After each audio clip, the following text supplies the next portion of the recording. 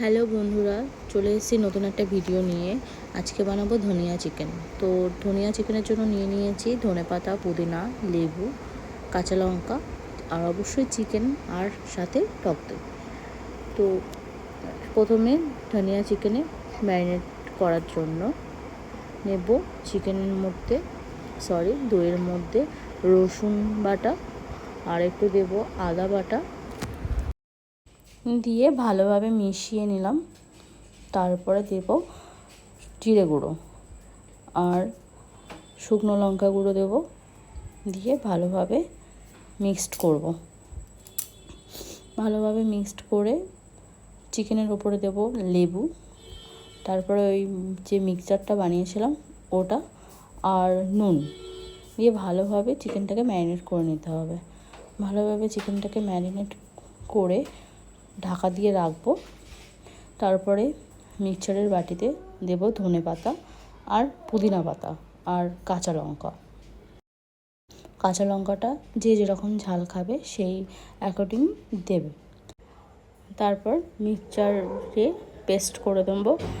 তো পেস্টটা হয়ে গেলে তারপরে কড়াইতে সাদা তেল দেব।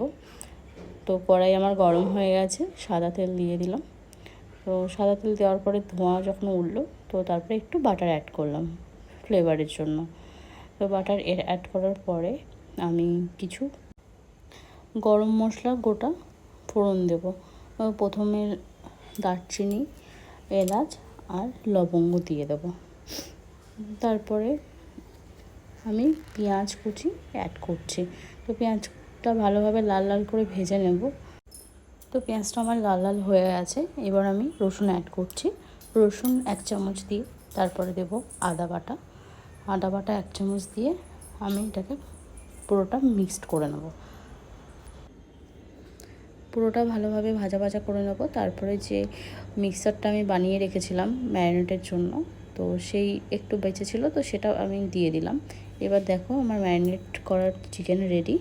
তো চিকেনটা আমি 1 ঘন্টার জন্য ম্যারিনেট করে রেখেছিলাম।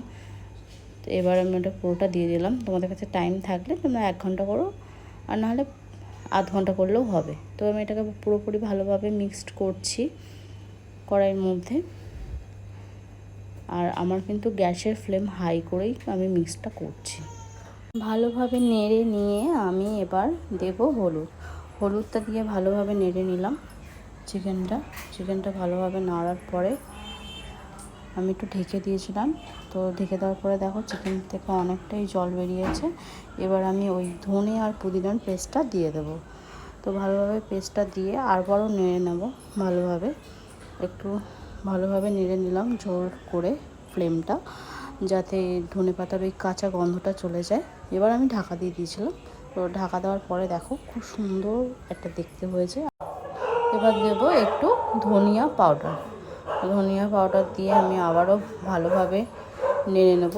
অল্প একটু ধনিয়া পাউডার দেবো, আর তারপরে যে ওই ধনেপাতার যে মিক্সচারটা ছিল তার মধ্যে জল দিয়ে আমি চিকেনটাকে দিয়ে দিলাম।